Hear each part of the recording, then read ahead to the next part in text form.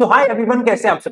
भाई फाइनली आज की चारों शिफ्ट कंप्लीट हो चुकी हैं और एक बहुत डिटेल्ड एनालिसिस अब हम तैयार। भाई एनालिसिस से पहले मैं तुम्हें एक बात यहाँ पे बताया, तो मैं इस बार बहुत भयंकर नॉर्मलाइजेशन होने वाला है। भाई जो सेम चीज आईबीपीएस ने इससे पहले आरआरबी के एग्जाम में करी थी, वही एग्जैक्ट सेम चीज इन्होंने यहाँ पे कर दी। और मुझे ऐसा कोई कभी सेंस नहीं समझ आता कि भाई जब आप एग्जाम मल्टीपल शिफ्ट्स में ले रहे हो तो आपको क्या प्रॉब्लम है सेम लेवल का एग्जाम कंडक्ट करवाने में। क्यों आप चार में से तीन शिफ्ट का लेवल इजी रख देते हो और एक शिफ्ट को सुपर डिफिकल्ट कर देते हो। भाई आज क्या हुआ, शिफ्ट वन नॉर्मल काफी इजी लेवल की है। हमने भी रिव्यू करा, बहुत सारे बच्चे जो आराम से 80 प्लस करके आए। 70 प्लस वाले तो मैक्सिमम बच्चे हैं जो पहली शिफ्ट में 75 तो बहुत आराम से करके आए। 80 प्लस वाली जनता बहुत ज्यादा है। अगेन सेकंड शिफ्ट में जब बात करें तो अगेन वही सेम चीज, 80 प्लस वाली जनता काफी ज्यादा है। थर्ड शिफ्ट में ये चीज एकदम से बहुत ड्रॉप हो जाती है। थर्ड शिफ्ट में जो क्वांट आया है बच्चों को रुला दिया है। भाई क्वांट ने आज लिटरली बच्चों को रुला दिया है। क्यों? केसलेट बना नहीं, नंबर सीरीज के नंबर रॉन्ग नंबर सीरीज इतना कॉम्प्लिकेट कर दिया आपने कि वो नहीं बना। सिंप्लीफिकेशन के नंबर इतने बड़े बड़े दे दिए कि एक एक सिंप्लीफिकेशन बनाने में बच्चों को 1 से 1.5 मिनट लगता है। भाई जिस चीज को हम बोलते हैं कि 30 सेकंड में बनाना है, उसमें आपको 3 गुना समय लगेगा। तो आप खुद ही सोचना, पेपर आपका बिगड़ने ही वाला है। और इसके बाद भी क्या होगा, भाई कितना भी नॉर्मलाइजेशन आप करवा लो, आप उस स्टूडेंट के स्कोर को या उस स्टूडेंट के अटेम्प्ट को तो नॉर्मलाइज कर सकते हो, पर उसकी मेंटालिटी को नॉर्मलाइज नहीं कर पाओगे। भैया लगातार जब वो पेपर लगातार मुश्किल मुश्किल मुश्किल क्वेश्चंस करता रहता है ना, उसका मनोबल टूट जाता है।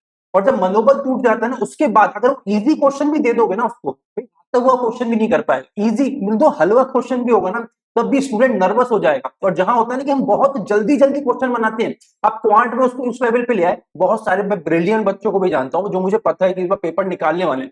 उन्होंने मुझे क्या बोला, भैया एक जगह पे 25 प्लस 37 करना था, वो भैया मैंने लिख के करा कि भाई कहीं ये भी ना मेरा गलत हो जाए, तो भैया 62 मैंने लिख लिख के बना के आई। मतलब मनोबल इतना तोड़ दिया मुश्किल क्वेश्चन दे दे के कि भाई अब वो इजी क्वेश्चन भी नहीं बना पा रही।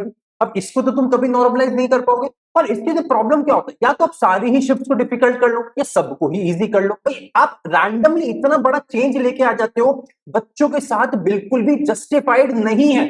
और प्रॉब्लम सबसे ज्यादा होता है जो मुश्किल शिफ्ट वाले बच्चे होते हैं। अब देखो यार क्या होता है, भाई इजी शिफ्ट वाला बच्चा है नर्वस वो भी है, और जो मुश्किल शिफ्ट वाला बच्चा है वो भी नर्वस है। बट जो इजी शिफ्ट वाला बच्चा है वो जैसे जैसे पेपर बनाने लग जाता है, उसके कॉन्फिडेंस का लेवल लगातार ऊपर जाता है ना, लगातार। और आखिरी के मोमेंट में जब आखिरी का 1-2 मिनट बचा होता है ना, जहां हम बहुत ज्यादा कॉन्फिडेंस के साथ होते हैं, मैं उस टाइम पे भी 1 या 2 क्वेश्चन आराम से बना लेता हूं। मतलब आपको मेंटालिटी बता रहा हूं। वहीं जो एक मुश्किल शिफ्ट वाला बच्चा होता है वो भी नर्वस होकर बैठा होता है, और उसका मनोबल लगातार टूटता जाता है टूटता जाता है टूटता जाता है, और वो उस जगह पे पहुंच जाता है जहां आखिरी के 1-2 मिनट में वो पेपर पेन छोड़ देता है, यार पेपर मेरा बिगड़ चुका, अब मैं कुछ नहीं कर सकता है, कुछ नहीं कर सकती। हर बार आईबीपीएस ऐसा क्यों कर रहा है? भाई आप आपके पास इतना पैसा है, आपको बच्चा इतना, आपको प्रॉब्लम किस चीज की? भाई ऐसा क्या है कि आप लेवल सेट करने में आपको इतना ज्यादा इशू आ जाता है, आपको ये नहीं समझ आता कि ये इजी है ये मुश्किल है। अरे आपको नहीं समझ आ रहा तो आप हमें ले लो, आप बच्चों को ले लो, मतलब आप किसी ऐसे इंसान को लो ना, अगर आपको लग रहा है कि आपके पास मतलब उतनी कैपेसिटी वाले लोग नहीं है जो ये भी डिसाइड कर पाए कि क्या मुश्किल है कि क्या इजी है, तो बाहर से लोग हायर करो यार। आप हमको बुला लो, हम बता देंगे। भाई हम एज एजुकेटर यहाँ बैठे, हम आपको बता देंगे भैया ये मुश्किल है ये आसान है, या तो सारे मुश्किल ले लो या सारे आसान ले लो। बच्चों के साथ बहुत अनफेयर होता है और ये बहुत गलत बात है। नॉर्मलाइजेशन होगा, बहुत सारा नॉर्मलाइजेशन होगा। और आज मैं आपको नॉर्मलाइजेशन के 2 तरीके भी बताऊंगा किस टाइप का नॉर्मलाइजेशन होता है। अब अगर सबसे शिफ्ट की मतलब सबसे डिफिकल्ट शिफ्ट की आज बात कर ले तो वो क्या है? भाई अनडाउटेडली शिफ्ट 3 सबसे मुश्किल है। अब अगर बात करें सेक्शन वाइज क्या सबसे मुश्किल थी, भाई क्वांट में बात करते हैं, फिर इंग्लिश में बात करते हैं, फिर रीजनिंग में बात करते हैं। भाई क्वांट में सबसे मुश्किल शिफ्ट की बात करें तो वो थी हमारी थर्ड शिफ्ट नंबर 3। सबसे मुश्किल थी हैंड्स डाउन। जब बाकी शिफ्ट में बच्चे आराम से 22 से 27 या मिनिमम या इससे ज्यादा भी बना के आए हैं, मैंने क्वांट में बहुत सारे बच्चे देखे जो 18 से 20 की रेंज में फंस गए शिफ्ट 3।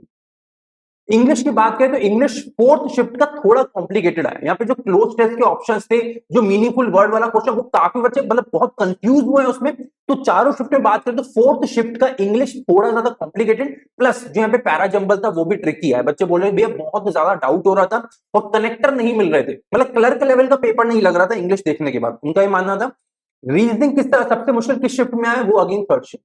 यहाँ पे जो ब्लड रिलेशन है, मैक्सिमम बच्चे बोल रहे हैं कि ब्लड रिलेशन गलत है। मैंने अभी तक क्वेश्चन नहीं देखा, बट बच्चे बोल रहे हैं बहुत ज्यादा टाइम लग गया। मतलब जिनकी रीजनिंग बहुत अच्छी भी थी वो भी 31-32 क्वेश्चन बना के आए हैं। क्यों? बिकॉज वो पूरा का पूरा ब्लड रिलेशन छोड़ के आए हैं उसका आंसर मिल ही नहीं रहा था। अब आई डोंट नो, आप लोग मुझे बताइए अगर आप देख के आए हैं कि वो ब्लड रिलेशन सही था या गलत है।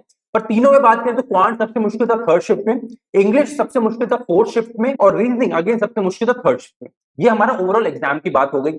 अब अगर बात करते हैं भाई नॉर्मलाइजेशन कैसे होगा, देखो नॉर्मलाइजेशन होने के दो तरीके होते हैं। एक तरीका क्या होता है भाई, एक तरीका ये होता है कि बाकी शिफ्ट का स्कोर कम हो जाए, भाई ड्रॉप हो जाए, है ना।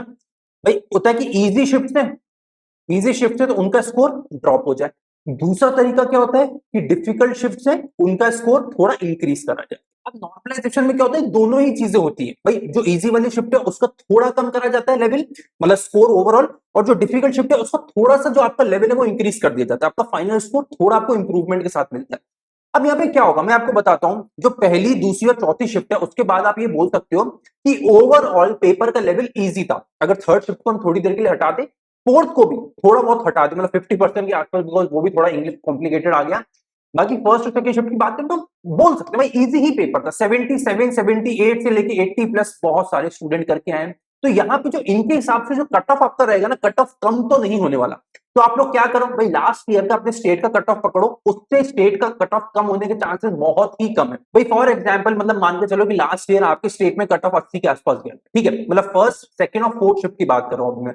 और इस बार अभी आपको लगता है कि आपके अटेम्प्ट 81 है या 79, मतलब इस रेंज में अगर आपके अटेम्प्ट है तो आप राइट अवे मेंस एग्जाम की प्रिपरेशन स्टार्ट करो, बिकॉज इससे कम कट ऑफ जाने के बहुत चांसेस कम है, बिकॉज पेपर कहीं से कहीं तक मुश्किल नहीं आया, मतलब पहले 2-3 शिफ्ट की बात करें तो, ठीक है।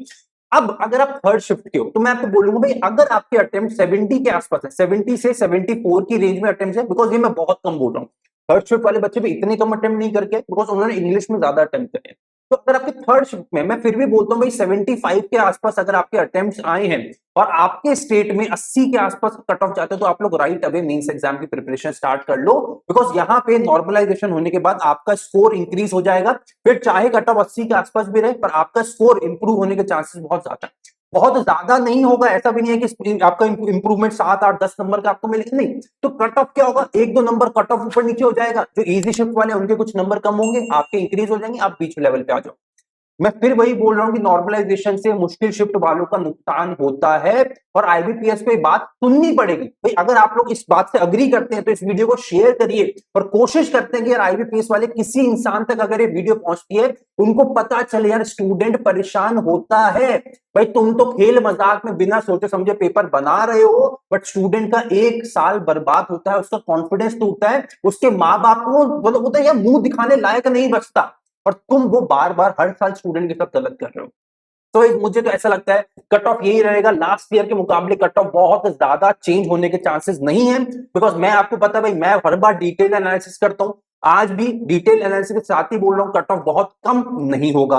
अगर थर्ड शिफ्ट के हो 2 3 नंबर 4 नंबर तक अगर पिछले साल के कट ऑफ से कम भी है और एक्यूरेसी अच्छी है, तो राइट अवे मेंस एग्जाम की तैयारी चालू कर दो।